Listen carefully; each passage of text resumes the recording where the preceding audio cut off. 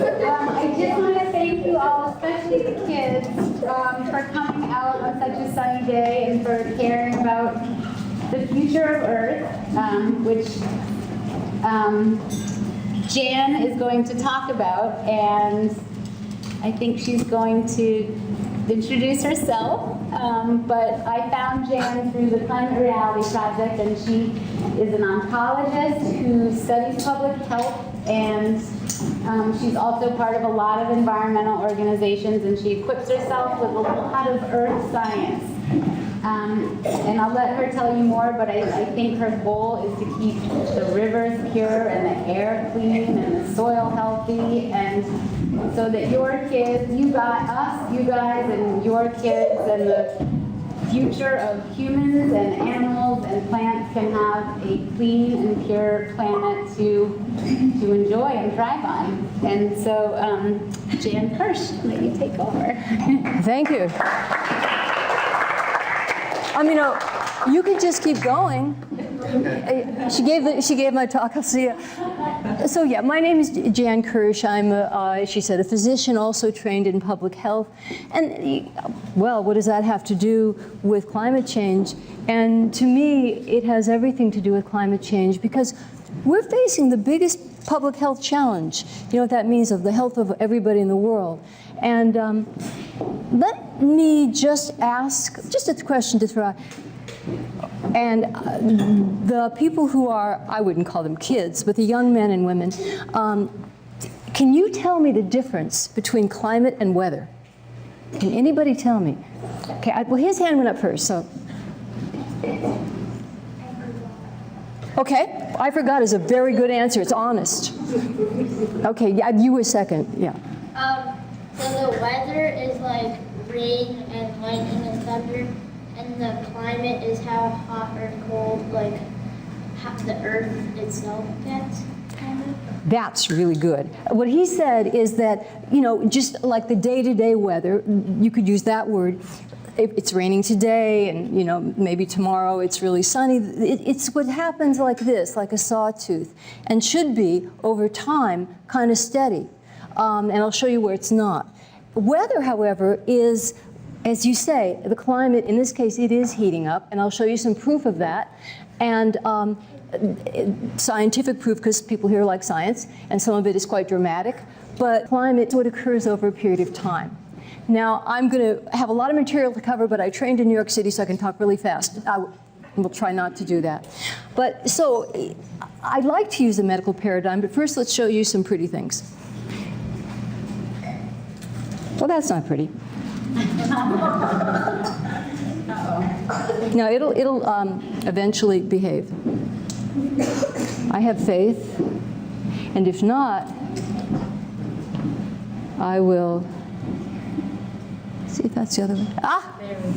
Now, this is back in 1968. So you all know what happened then? Anybody? Okay. You got it. You got it. So you were how old then? 11. 11. In 1968? I'm kind of doubting that because... Yeah. Oh, I thought you said how old am I now? Oh, okay. Okay, so, all right, you told the truth. Yeah.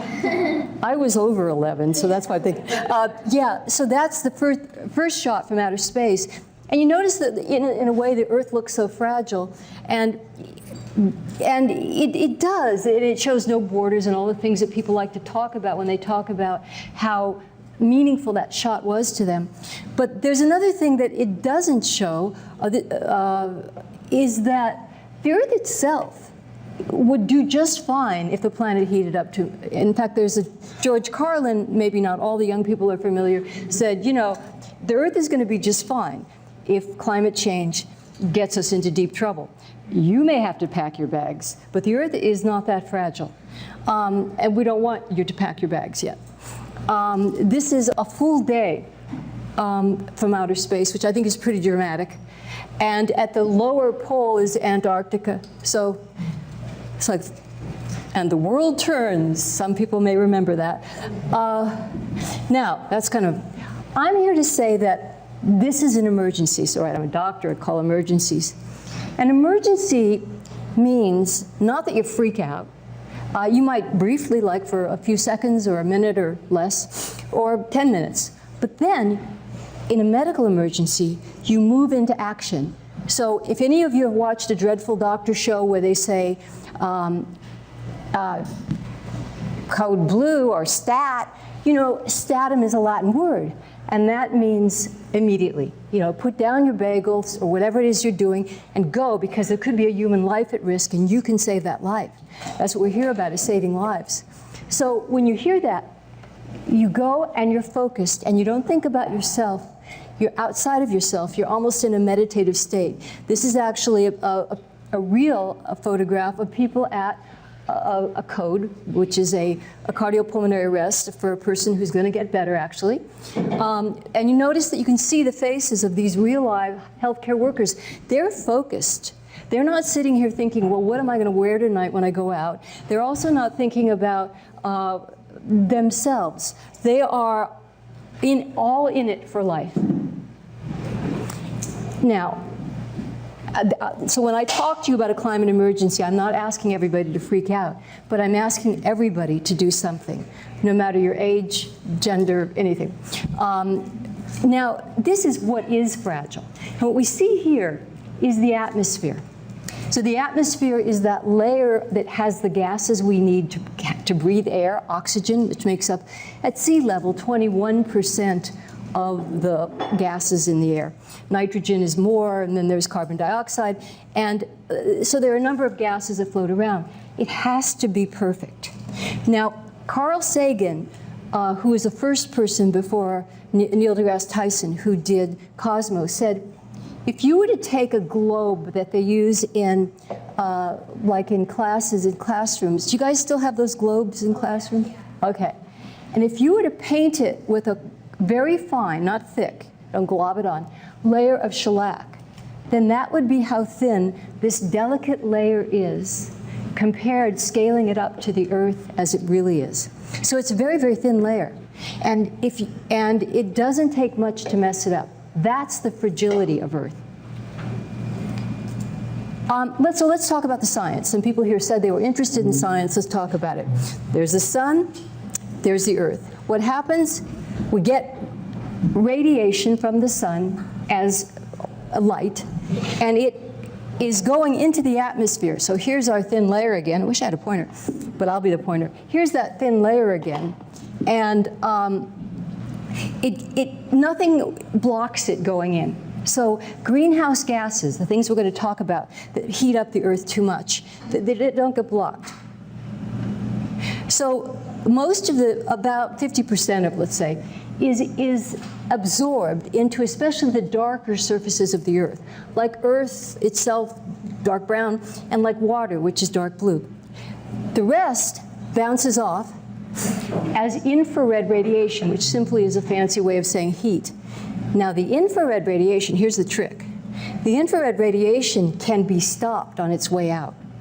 So carbon dioxide, CH4, methane, people call it natural gas. It's not all that natural anymore in the way it's happening. But there are a number of other substances, black carbon or soot from the burning of fossil fuels. A number of substances can block the escape outward. And then you get a situation where some of the outgoing radiation goes back down to Earth. Well, we had a good run of a perfect Goldilocks era and just the right amount of carbon dioxide, just the right amount of these greenhouse gases. So since the last ice age, which even I don't remember, which ended about 10,000 years ago, we've had this wonderful Goldilocks effect. I mean, it was just right. And civilization flourished. And all the stuff we have now, including video games and more, were able to come about. And then, this didn't happen all of a sudden. A long time ago, there was a steam engine, like 1790, that's right, of James Watt. And what he started doing is saying, well, you know, if we can just make more energy, people could do more things. This was all very innocent. This wasn't a plot by ExxonMobil, but they did plot. This was just people trying to help other people and make money. And then over time, more and more of these fossil fuels went up into the environment. I'll show you the time range of how that happened. And you notice a little difference on this one. There's more heat not escaping. Somebody noticed there were 3 arrows up, now there's 2 arrows, meaning that the burning of fossil fuels and other industrial activities that have happened over the last couple hundred years, but mainly over the last 100 years, have caused that infrared to get stuck, and that means that it's like a famous climatologist who's actually also an evangelical Christian, Catherine Hayhoe. I've got a question. Why not? Anyway, let me just say that. Finish that sentence. She calls it like you're staying at your grandma's house and it's a winter night and the house is warming up and she goes and puts 12 quilts on you because she's worried, and then you get too hot. So it's a thicker quilt. I have a question from the audience, which we're going to mainly do at the end, but go ahead. Isn't when that smoke's going up in the air creating global warming? Say that one more time for the deaf. Isn't when the smoke's coming up in the air, isn't it creating global warming? You got it. In fact, one of the greenhouse gases, but it's not a gas, it's a particle. What he asks is smoke going up in the air causing global warming? In many ways, yes. The smoke you saw carries carbon dioxide. And that, even though you can't see it, and even though it doesn't look like smoke, it causes, because it traps heat, like I was saying. But there's also something called black carbon or soot. And that in itself also traps heat and makes the world, makes it hotter. Let's see if I can. So we're looking at the biggest causes of the greenhouse effect or global warming or climate change. I tend to call it climate disruption because climate change almost sounds like it's something natural that happens in the course of time, like that the planet normally will go up to this, or change of life to some people who may know what that means. It's not a natural thing at the level it's occurring now. In fact, the Earth actually, the climate scientists will tell you, the Earth actually should be in a cooling phase based upon its angle to the sun, et cetera. And instead it's warming. So we know the biggest one is the burning of fossil fuels, as you were looking at. And the smoke that's going up has bad things in it that keep the heat in. We know that burning of anything, crops, burning of forests, and we have a problem with that now, right? Industrial agriculture, especially of cattle. I'm just smiling at, so I saw an interesting yoga move there. And landfills in and of themselves, and other processes that we all take part in, but it's not like we're the bad guys and we had a choice. It kind of, we landed here. So, you know what? We can't see what's on the ordinate, so I'm going to try to move this. Anybody know what the ordinate is on a graph? Is it the vertical or the horizontal? Yep. Yeah, so whenever I talk about the ordinate, still not getting part of my, wrong thing. This is always going to happen. Whenever this is a lesson for the young people here. Whenever you give a presentation, something's going to go wrong. Yeah, I was hoping I could, no, forward. We're close. Oh, yeah. Yeah, hey. So it shouldn't be droopy, but you can forgive me that. So, ordinate abscissa. That's 2015. Let's keep 2015 in there. All right. Now, you saw that now this is a graph, this is going to be repeated over and over again in some way, shape, or form. And that is that this is back the beginning of the Industrial Revolution, and they're starting to burn coal and oil, like from whales. And it's kind of linear, meaning very slow uptick. Then you get to 1950, and all of a sudden, look how fast the amount of that smoke is going up, this stuff, the greenhouse gases. It's going up really quickly. I was born shortly after then, so I'm feeling guilty. Then around 1990, not seriously, but in 1975, it's really starting to go up sharply. And then it begins taking an uptick that we have to call exponential. And I think many of you know what that means, but it means it's going up by factors of 10 rather than by just one step by step by step. And it's happening more quickly than it has in 66 million years. Some of the greatest extinctions, we're in the 6th one right now, we're in it. Doesn't mean we're going to go all the way there, but we haven't seen it happen that quickly. And that makes a difference too, because if this were to happen more slowly, there's a greater chance that humans, because they're clever, could adapt to it, and there's a greater chance that evolution could help animals evolve to it. But it's happening so quickly now, as you can see by this statistic. And this is an illustration about how it's going to be allowed, about how much heat is generated, how much energy is released that is contributing. Now, not all this energy is greenhouse gases, but it'll give you an idea of just the kind of energy. Yeah, it's the equivalent every day, 365 days per year, of 400,000 Hiroshima-sized bombs going off. That's how much industrial energy is released into the garbage can. I was going to say into the atmosphere that we're turning into a garbage can. And this is a noisy slide, but it's graphic and.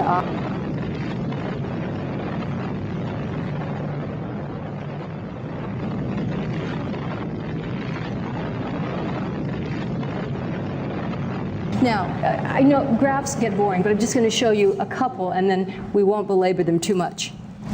So the most famous climate scientist is named Dr. James Hansen. He was in charge of NASA, and you all know what that is, the NASA Goddard Space Institute, as a climatologist, because they're really interested in climate. And he said, okay, I'm going to make 1951 normal. I'm going to call that, and this is a normal curve, or a bell-shaped curve, a Gaussian distribution. And these are, the white is what's normal. So he said, let's start there. Let's not go all the way back to the steam engine. And the white shows us what is an average day in the summer. And the red shows you, for 1951, what's average. And then he says, well, let's see what happens over time. And then you get from 1951 to 1980, you see it's kind of inching a little bit to the left, meaning there are more hotter days than the typical, what he called the norm at 1951, which is already into a greenhouse, into global warming. By the time we get to 1983 to 1993, they had to create a whole new category, because we're now 3 to 4 standard deviations beyond the mean. That's that red hot. So they had to make a new category. And then this is actually very striking, 1994 to 2004. So we're talking about 10-year periods of time, and the extremely hot days are now happening more frequently, and there are very few cooler than average days. And this is up to 2015, so you get the picture. The slide sort of speaks for itself. But here's something really striking. The extreme temperature events used to cover only 0.1% of the Earth. So the real severe droughts, the really, we're talking about real heat waves, droughts. Now they occur over 14.5% of the Earth, which doesn't sound like too much, but it's a big, big difference, and it obviously adds up, and it happened over a very brief period of time, and that makes a big difference. Just while I'm on heat waves, just to kind of change the tone a second, how many of you know that there was a big heat wave in 2003 that killed 70,000 people in Europe? Yeah, it goes underreported. And there's a reason, I'm going to make some points here that everybody should hear, is these things go unreported or underreported. This I didn't actually know, and I've been interested in climate change since 1975. I'm a little older than, and when I heard about it in college, I called the greenhouse effect then, still reasonable way to call it. In 2003, throughout Europe, there was a tremendous heat wave.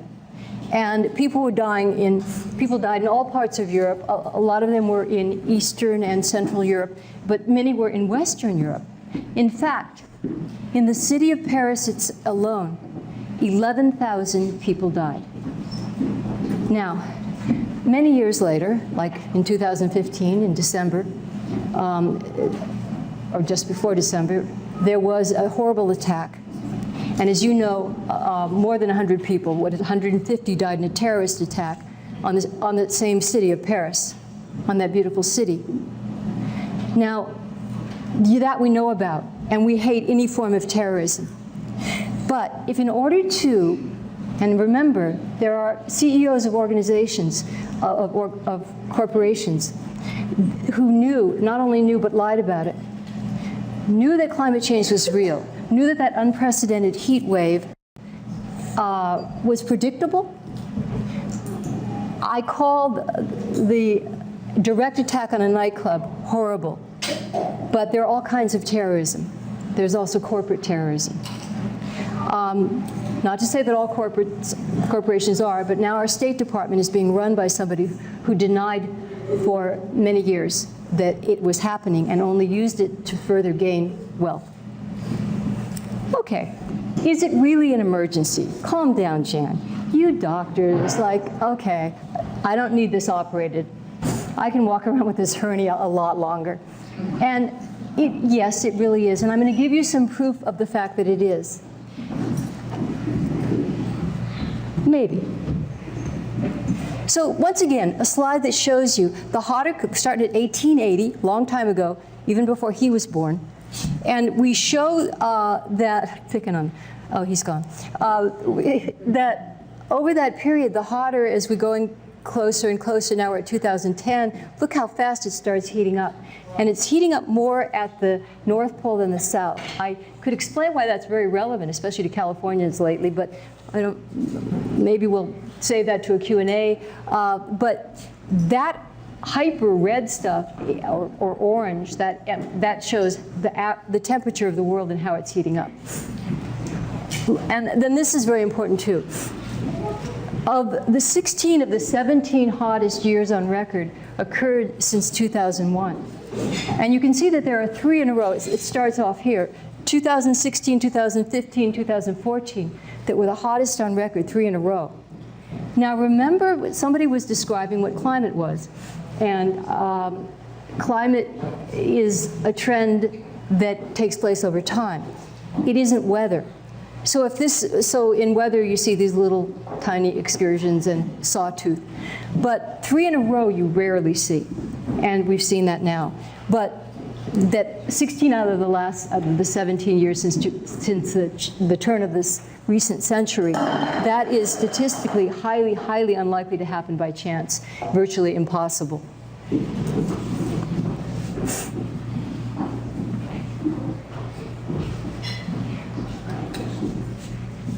Huh.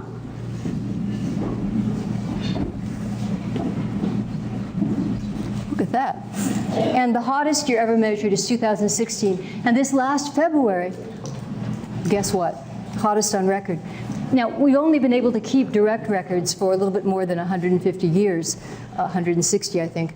But the point is that we also use ice cores and other indirect means. So last year was the hottest year on record. So you can, this is going back more than the years that, like the 150 years? Or yeah. Using ice cores, that's a good question. You should ask if it goes back for like longer than the time that we were able to keep direct records. I think it's 160. If it's 180, I'm wrong. But it's around that period of time. You can use ice cores because you can tell how much, and you can basically tell the amount of CO2, and you can relate that directly in a few graphs that I'm going to show you coming up, that the two track together, the two model together. The amount of CO2, carbon dioxide, methane, and other greenhouse gases in the atmosphere track perfectly. They're superimposable. So yeah, they use that. They use actually coral too, and tree rings. Who'd have thought? And there'll be some In fact, funny you should mention it. Here we see this repetitive thing that I will keep alluding to around, this is 400,000 years ago. And humans, anybody want to guess how long that humans as Homo sapiens have walked the planet? If he trips on the cord, he won't be walking the planet, and I'll have to work in my other job. Okay, good, he didn't. How long? Yes.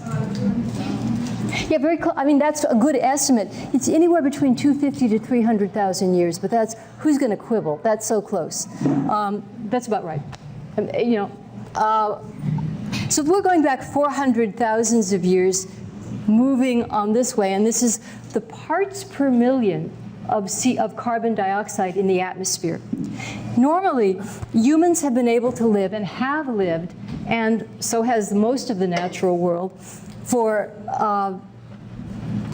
it's actually millions of years, have lived at levels between 260 and 280 parts per million of CO2.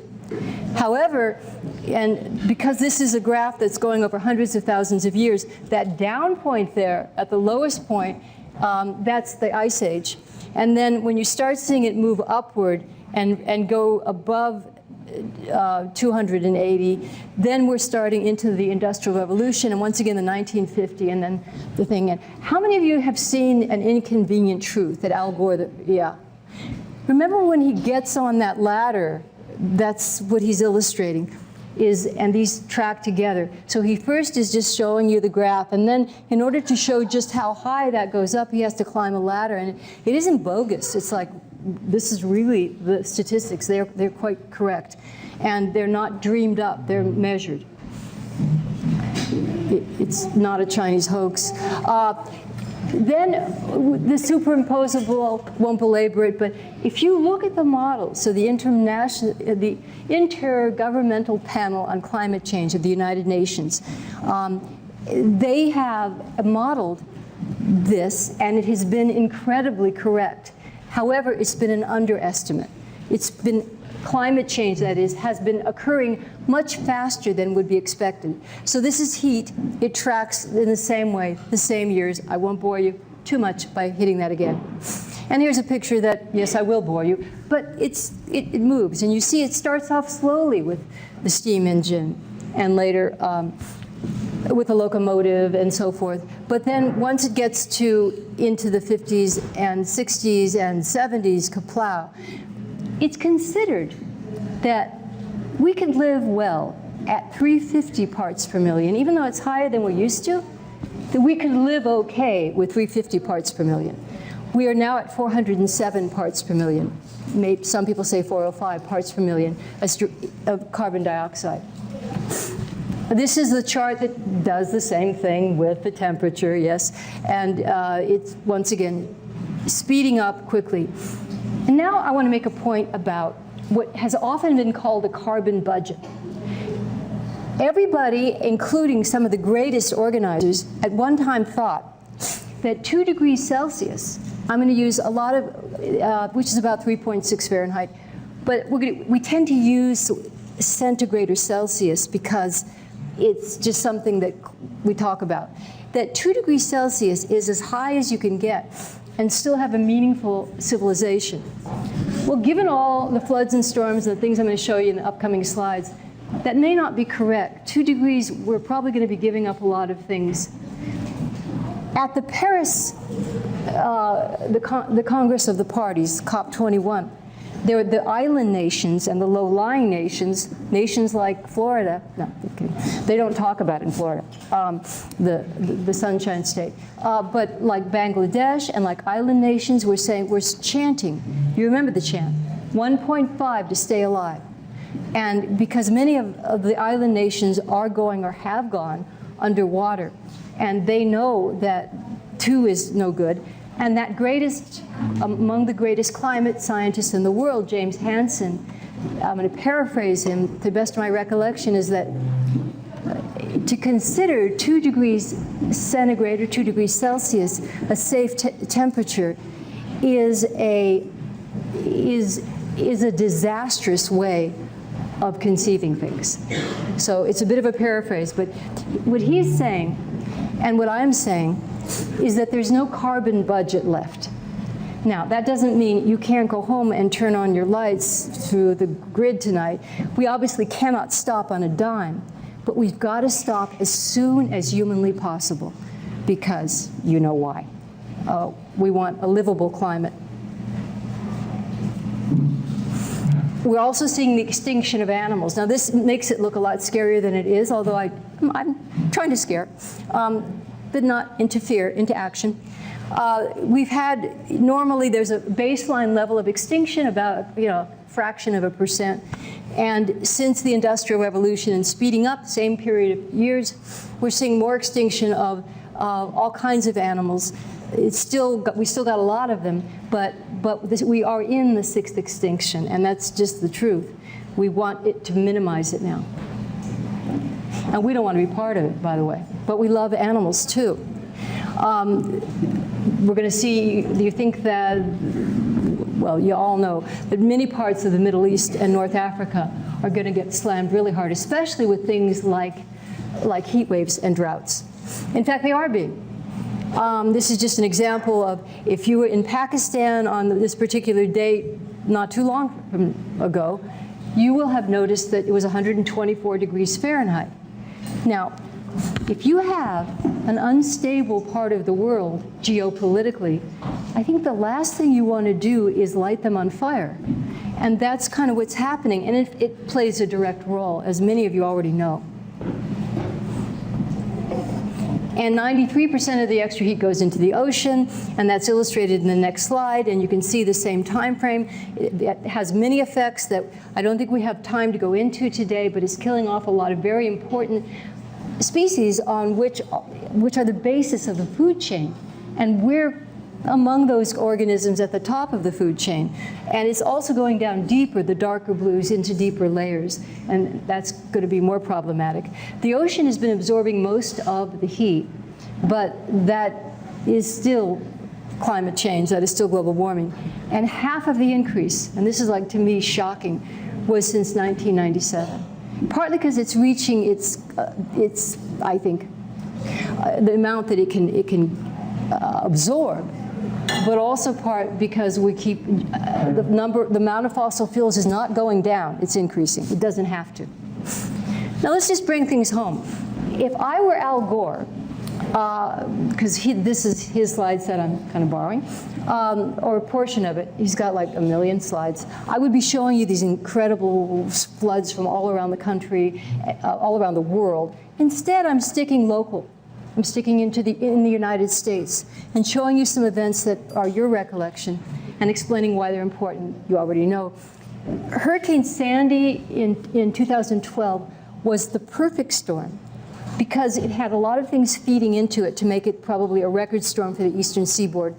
And that is that we already have had a rise in the sea level. That's already happened. So a little bit higher, and there's more chance of bad flooding. In addition, it was a time of the year that was relatively warm. Warm air carries more water vapor. So we had that going against us. We had the fact that the ocean itself was warmer, and that speeds up typhoons and hurricanes. So suffice it to say, it was a perfect storm. And this is an amusement park. I believe that would have been a roller coaster at one time, off New Jersey. Now, this is the financial district in Manhattan. I trained and worked for many years in Manhattan, and I have to say, it doesn't usually look like that. The traffic's better. Just listen. This is what would happen to Manhattan.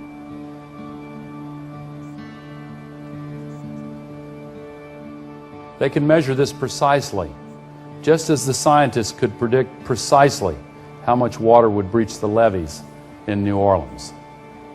The area where the World Trade Center Memorial is to be located would be underwater. The Hudson River downtown Manhattan was literally pouring into the ground zero site. It actually did happen. So we're on target, unfortunately. As temperatures increase, evaporate moisture into the sky. How much time? I want to only go on 45 minutes. Throw food if things get too boring. Okay. Okay. Now this is rather kind of a boring slide, but it's so I can illustrate a point. Have you noticed something weird about our weather lately in California? What? Something weird about the weather in especially, yeah, again and again and again. Now this won't happen every year, but it actually. Anybody see the movie Pineapple Express? Yeah. It's a great movie. It's not a very helpful phenomenon at this point. What it actually, I didn't know this. I mean, I thought it was Jack Black, right? But it refers to a phenomenon where in subtropical regions there's warm air. So in this case, Hawaii, and it congeals into clouds as it goes up because warm air rises into the. Thank you. Warm air goes up into the sky and forms big clouds. And then when it makes landfall, it forms precipitation, rain or snow. And that's what happened. And we've had at least 3, I think 4, of these Pineapple Expresses this year. In the last 50 years, they would happen maybe once, max twice. This is remarkable. And if there are questions, I can tell you why. I can tell you, because there are going to be a few slides I may skip over, but if people want to know why that's happening, I can give a little bit of my doctor climatology. So the downpours get bigger. This is one that's just a tremendous, this is over Montana. And it's just a very shocking visual. Now, you don't think of Tucson, Arizona in that light. This is in 2015. And it's not like that every day. But you can have drought alternating with flood. Ask Texans, ask Oklahomans, ask Californians. We've been having floods, and we still have a drought. It may be a little better this year for some crops, but in the long run, the processes causing these things are not stopping until we, the people, stop them. Okay, a 1,000-year flood just simply means there's 1 in 1,000 chance any given year that it will happen. Not that it should happen every 1,000 years. Okay, so statistics, somebody knows a lot of it right here. I've got a scientist sitting, I know. And this is, yeah, okay, we're not going to, 6 inches of rain in 2 hours is probably a lot. This is White Sulphur Springs in West Virginia. And that's kind of impressive. You don't see that every day. There was a PGA golf tournament that was scheduled to occur, and it got canceled. The resort was underwater. And the owner of the resort said that, who was no spring chicken, okay? This is an older man. He said in his lifetime he's never seen anything remotely like it. We know that Florida, well, this speaks for itself. This didn't always used to happen in Florida. And I'm not saying it does every day now, but these are not typical things. Baltimore, Maryland. Oh my God, it's going here. It's moving. Oh my God.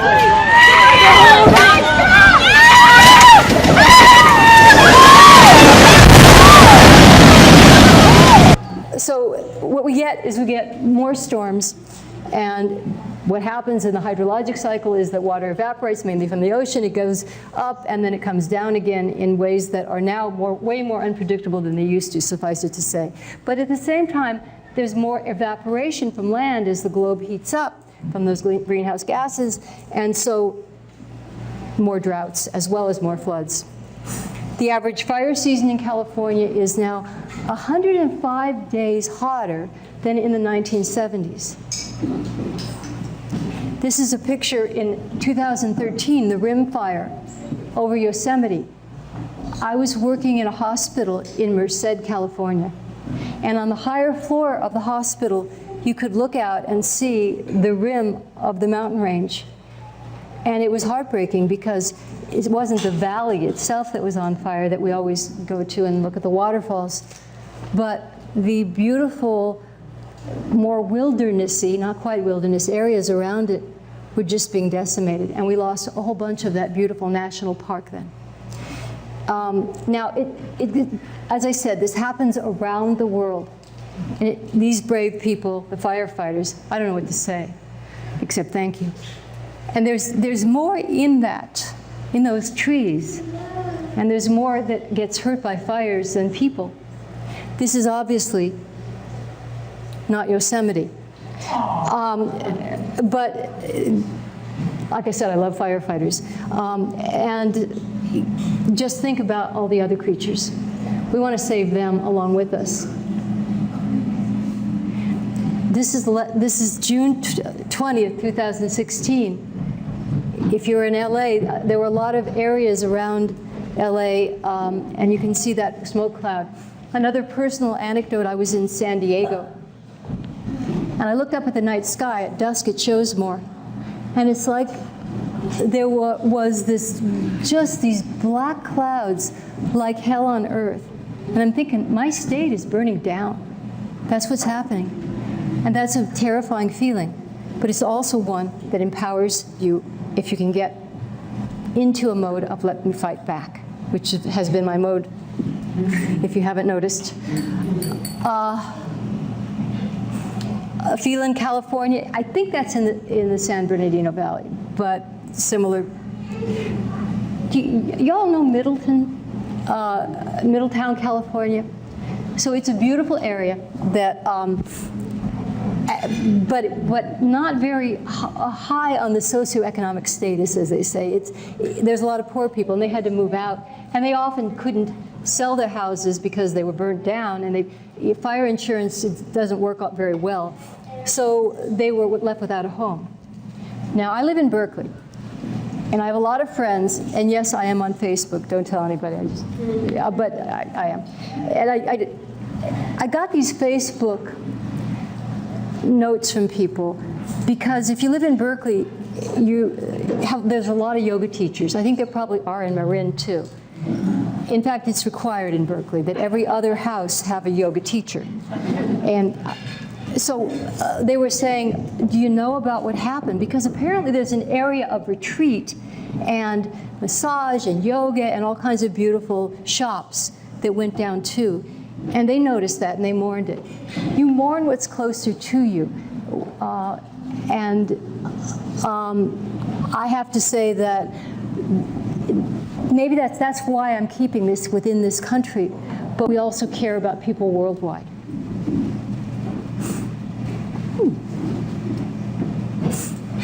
And we have every reason to care about people worldwide because it comes home. We care about people who can't farm anymore.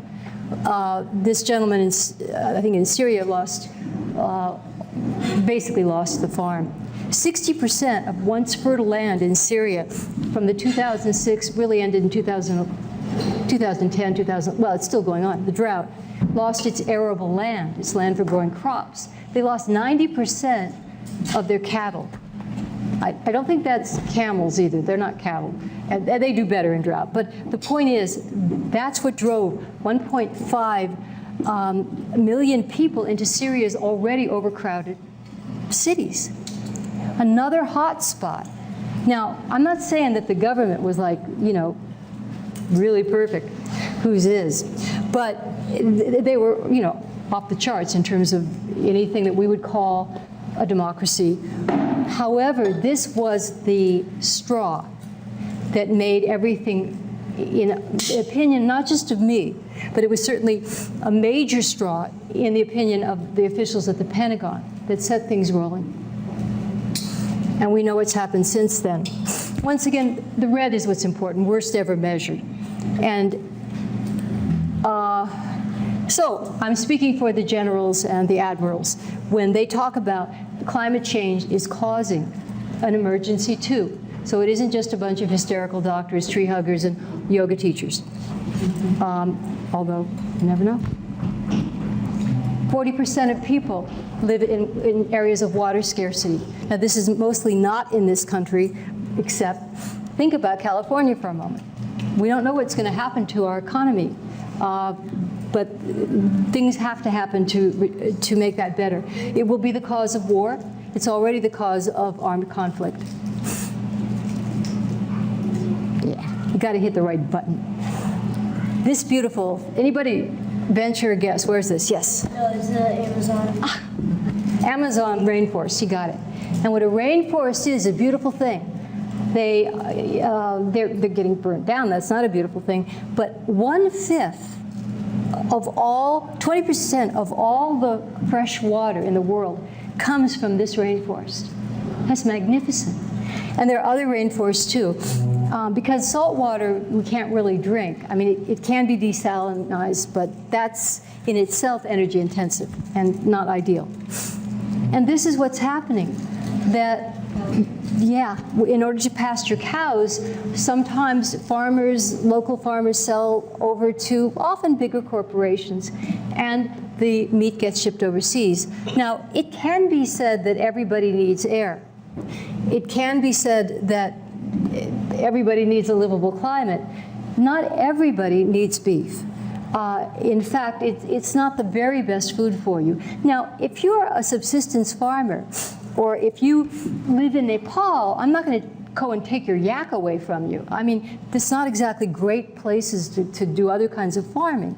And there you get butter, and they get clothing, and they get milk and meat from those animals. But this is not necessary. But it's making a lot of people a lot richer.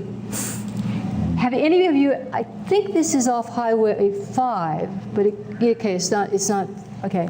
I work have worked in the San Joaquin Valley for off and on for quite a while. And this is what people have called Cowspits. But these feeding lots are where animals are fattened up. And the cows are not very happy. You can see there's no greenery. They're being fed unnatural food, that is soy and corn, which is not their usual staple. They're not ill. I mean, they're not well. They could make you ill. And they're making the planet ill. Because, see, cows produce cow exhaust. That's a polite way of putting it. From both ends. They burp and they, you know. And then the manure itself causes problems that lead to increasing greenhouse gases. So the medical profession has weighed in strongly. June 22nd, 2015, Lancet, the premier journal in Great Britain, second to the New England Journal of Medicine in our country. But no, they said this is a real emergency for multiple reasons. I could give a whole talk on that. You really don't want me to go there. But and their global air pollution death around the world, 7 million, is a little bit low ball. Because when you burn fossil fuels close to the ground, you get polyaromatic hydrocarbons. You get more ozone, especially in hot weather. You get oxides of nitrogen. These things, even before you cause climate change, you're causing deaths from asthma, other respiratory diseases. They're absorbed. There are particles called PM2.5, PM10 that get absorbed directly into the body, and they're highly toxic. And they harm not only lungs, but also the heart. They cause strokes, they cause cancer, and they may even cause dementia. So we've got all the big killers all wrapped up. People who love diving know that I'm giving a lot of the down news. I'll give the good news soon. That the Great Barrier Reef was officially pronounced more or less dead. I'm not going to go into this right now, but if people want to find out a little bit more about why there's a cold spell going on, we can go back to this. This is just if you happen to be walking in Siberia someday. This used to be covered with ice. Now, I haven't got the sound, but you would be hearing like Rice Krispies whenever he puts his foot in. And those are CO2 bubbles and carbon dioxide bubbles. And those bubbles are going up instead of staying in the earth from dead plants and dead dinosaurs. They're supposed to be left in the ground. I mean, Now it's a spiritual imperative as well as one that's just logical, a moral imperative. But they're being allowed, because climate change is continuing at pace, they're going up. We have been seeing more and more of these very odd craters that are highly likely to be methane explosions. This is Siberia again, and they're at the top you see two people in blue and one person in white, and that shows just the size of these things. And there are many of them. If you Google the Siberian big blasts, I don't know, craters, Siberian craters, if you Google that, you'll see there's a lot of them.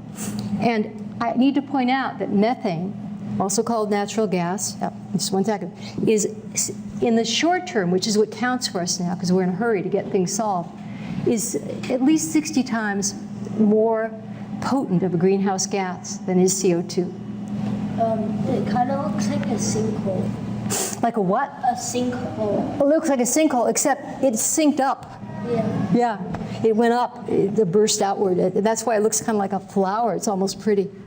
You know how deep they usually are? How deep they usually are? I don't know, but I think really deep. Yeah, that's a good question. If you Google some, you'll see them. Yeah, they're definitely interesting looking. There would be audio to this. I'm just not going to. Antarctic, we're losing that. Miami, Florida. If you are an employee of the government in Florida, you probably know this. You can't mention the word climate change. You can't talk about it because all these buildings, I mean, they're building like crazy, like it's going out of style, because it is. Because of some of the pictures I'll show you, it's kind of take the money and run until people really believe, the general public really believes that this is an end game for fossil fuels and maybe for Florida. Until they believe that, people are still buying property and they're building properly like crazy. And then the contractors that are building now want to build this as crazily rapid as they can, and it's take the money and run. That's it. So, but this is what's really happening. So this isn't a flood. This is just high tide, king tide, it's called. Just what happens when it's high tide in Miami.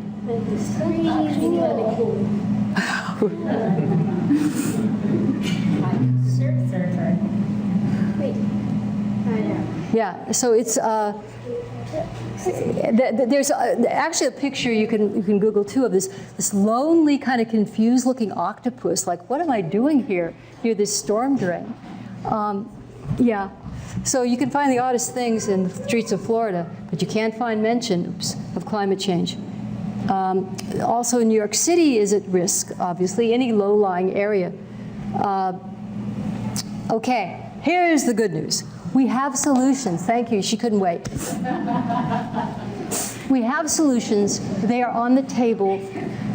They are off the shelf, whatever you want to call it. They're ready to go. And they have been for some time to have really slowed this down. What has happened that we as a society have been, because the other countries, the other developed countries believe in climate change, and Americans do believe in climate change. But as a wise man I just spoke with the other day pointed out to me, and actually showed me a graph, if you take a poll in this country and you ask, okay, how many folks believe in climate change? And the majority raise their hand. Everybody here does too. How many of you think that it'll affect you directly? And that number drops way down. And it is affecting us. You know, I would say that 70,000 people in Europe, and I would say that the fact that the people in West Oakland don't live as long because there's so much of the short-lived climate pollutants from fossil fuels that are killing them early of heart attack, stroke, and other diseases, respiratory diseases. People, especially in areas like Richmond, the Richmond refinery. So people are standing up against these things. But the point is, this doesn't have to happen. It is affecting everybody on some way in every state of the union. Some good news quickly. Wind energy capacity. Now, this is global. It isn't just the United States, but look at it. It's zooming up. We have the ability to do this. onshore wind cost plummeting down. That's a good thing. If we had an actual democracy where we could get things done, people would say, let's do that. Oh, yeah, let's do it. But unfortunately, that is not quite what we got. I'm not sure what we got now, but it's not that. And we need to fight for it. Think about the job creation. If this were not in my opinion, a plutocracy, we would have a real job creation campaign and put people to work. And because actually, solar and wind are more job intensive by far than our standard coal mining and drilling of oil, et cetera. As well as service of these. We got plenty of wind in Texas, yes sir. You can bet on that. Free nights. We already have a handful of United States cities that are using 100% renewables. We could get to way more. On various periods, you've probably seen this if you look at various postings, that Scotland went 100% renewable for a little while. Some of the Scots in the room are going, yes, that's right. And there have been other places that for a certain amount of time in Germany, you would find similar things happening. The wind we have is enough. Now, we can't harness every wind that goes by, but is to supply electricity consumption for the world 40 times over. So wind turbines can be not only onshore, but offshore.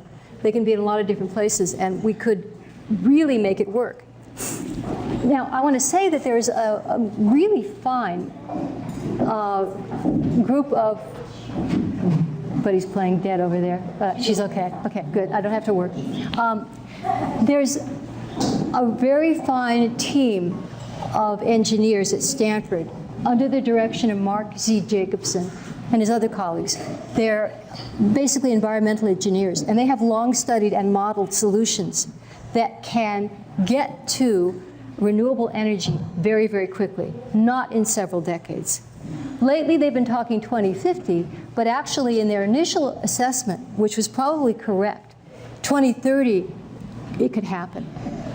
They're, in not just my opinion, but the opinion of many other people, they're being more cautious now because they're worried that we don't have the political will. But we do, and we can. This one is just explaining leapfrogging that I'll very quickly talk about, is that way back in 1980, before we all had cell phones, they thought, we'll get 1 million users by 2000. Instead, they got 109 million. This to show you how technology can take off way quickly once it starts going. And so that was by 2000, but look what they got now.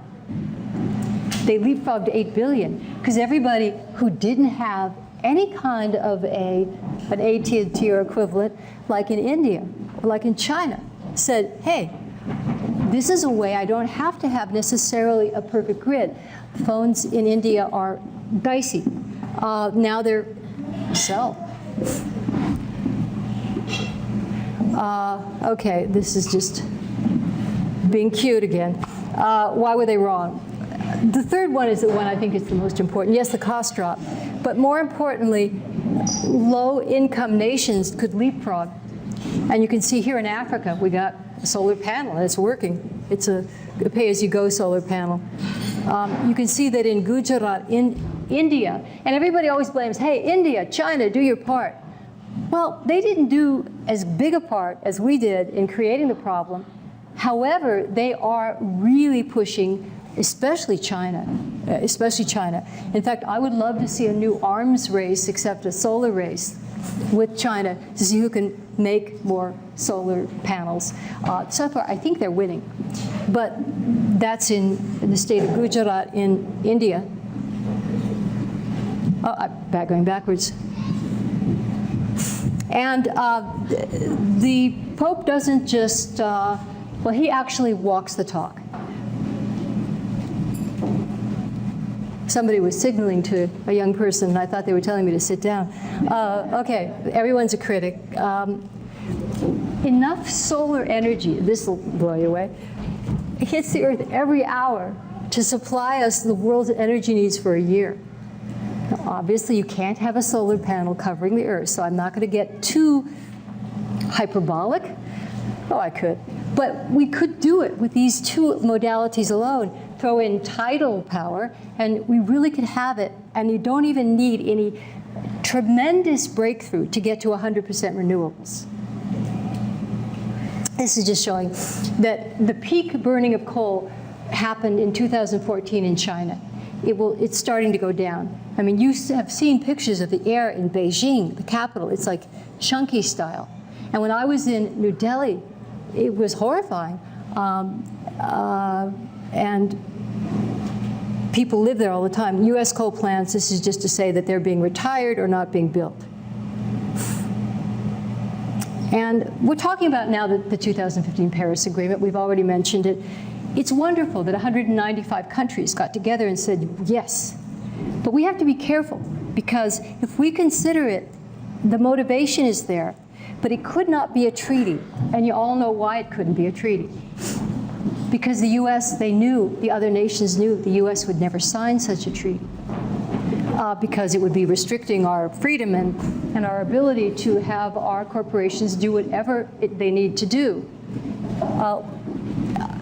It's a wonderful thing that happened there, but it can be diversionary, because it in no way solves the problem of climate disruption.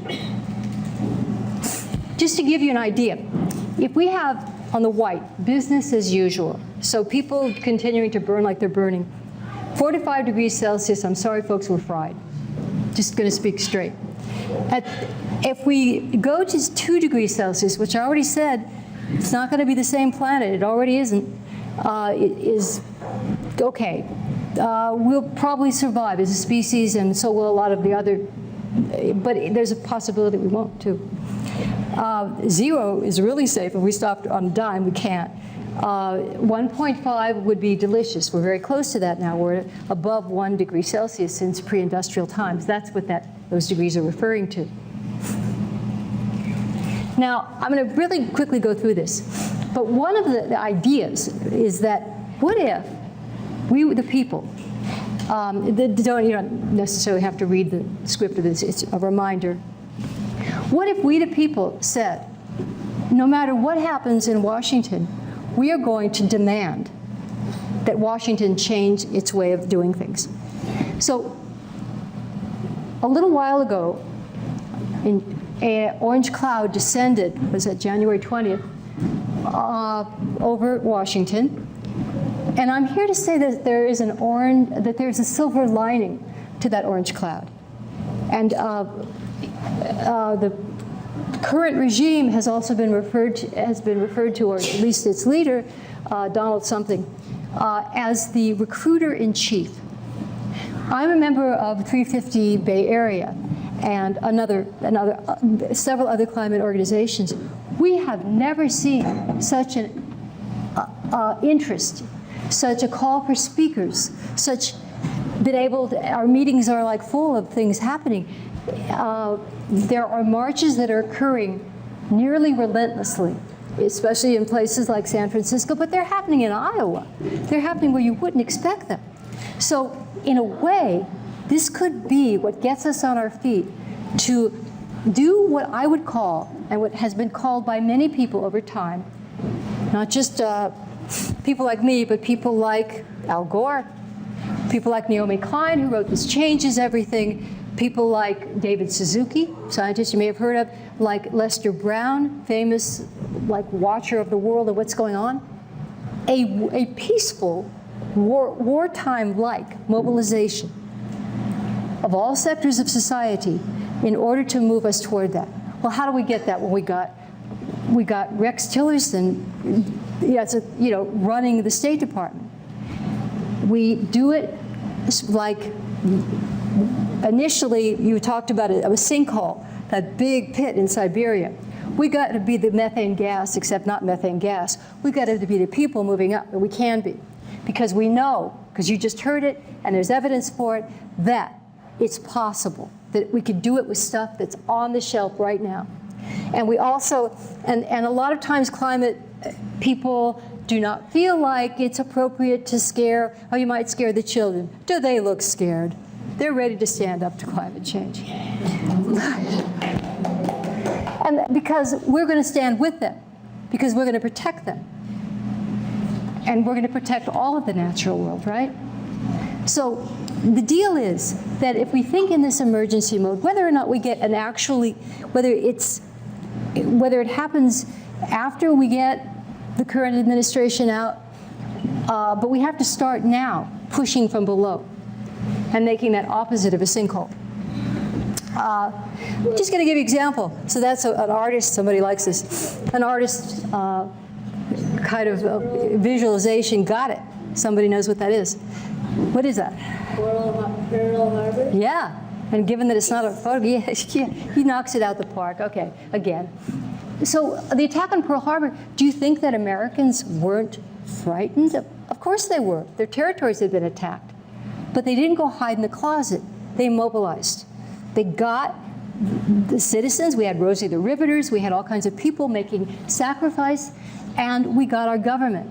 Now, in this case, the government really was ready to want to go, but they couldn't go because people hadn't felt that Pearl Harbor moment. And what I'm trying to tell you is that we're at that Pearl Harbor moment, and we have to get moving. So I'm going to skip through some other slides, because there are a lot of them. And there's, so initial fear, I'm going to talk about the way we've stopped other wars by taking to the streets. And how do we start? And this is something that I'm going to, and I wish I'd made a slide because I was, but take mental note, or if you have pencils and papers, to take any kind of note. These are the things that we can do. You can't do this alone. You got to be part of a group. How many people here actually are members or of a climate-related or environmental group? Significant, yeah. So Sierra Club has although it's not just about climate, it's getting more and more interested in climate, as climate is getting way too interesting. So it does great work. And you won't always be laughing like you've had way too many beers, but you get together and you plan and you do things. You don't have to reinvent the wheel. There are, and I'm going to talk about 350 Bay Area. 350 Bay Area, and there's a 350 Marin. All you have to do to learn more about us, besides picking up a rather dated brochure, is to know that we have many campaigns that every one of you, age is not an issue here, can take part of. And it depends upon where you feel, we want you to do the most you can, but we're also real.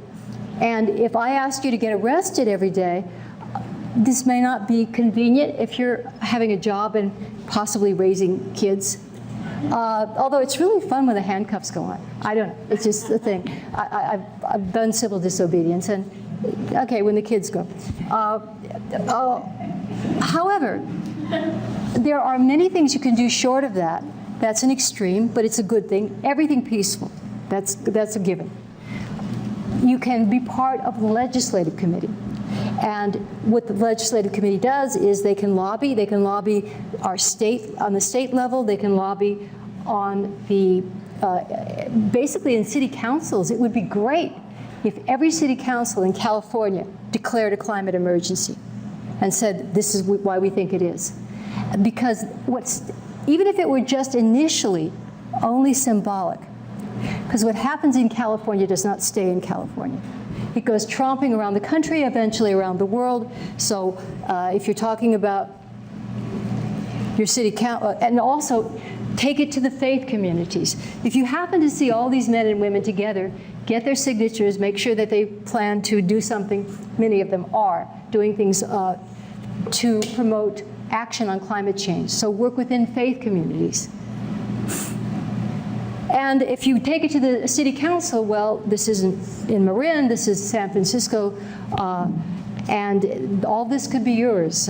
So City Hall. Go and talk to people and ask them for better legislation and also to declare climate emergencies. The State House from the inside looks a kind of, yeah. from the 70s kind of color, but we take it in 350 Bay Area, we take it to the state level too, and so do many groups. And I would encourage you also to think about, there are lots of ways. You don't have to necessarily drive to Sacramento. You could analyze bills, decide whether they make sense to you. You can make phone calls on behalf of bills. Let's say you're not really interested in, this is actually from a long time ago, but basically it's AIDS activists called ACT UP. You can get in the way, you can, as I talked about earlier, and get arrested. They closed down peacefully the New York Stock Exchange in order to draw attention. And there are so many people alive today who would not have been had they not done that bravely. So there's that kind of action, and we at 350 are not opposed to that as long as it's peaceful, and we have something called the Fossil Fuel Resistance Campaign. We stopped coal shipments through Oakland by a unanimous vote from their city council. In Benicia, bomb trains were stopped. And around our area, 350 Bay Area has been, and there's a 350 Marin. All you have to do is go to 350.org is our umbrella organization, 350 Bay Area. And you might want to just check out 350 Marin, which is extremely good and has a great youth group.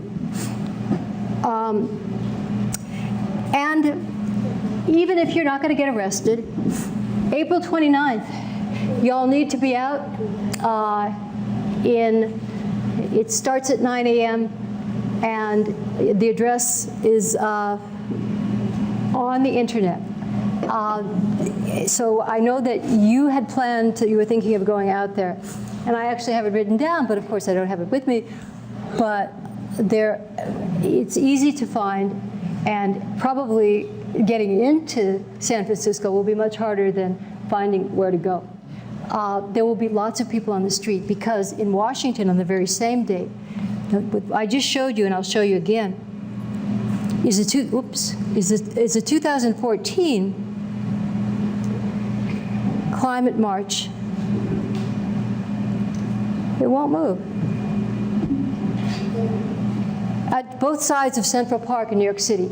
This time it's going to be Washington, D.C. Funny thing, that. There'll be around the world and around the country, there'll be sister marches. I encourage all of you to take part. So April 29th, save that date. And be there. Because we don't want this world, as Carl Sagan said, graced with life to escape us. We want it, we're going to keep it. And it's going to require all of us to help.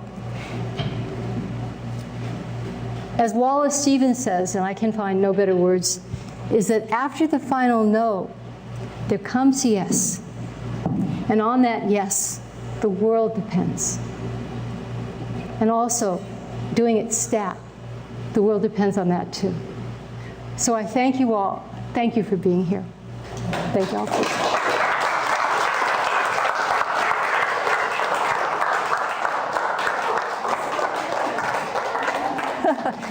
Of course.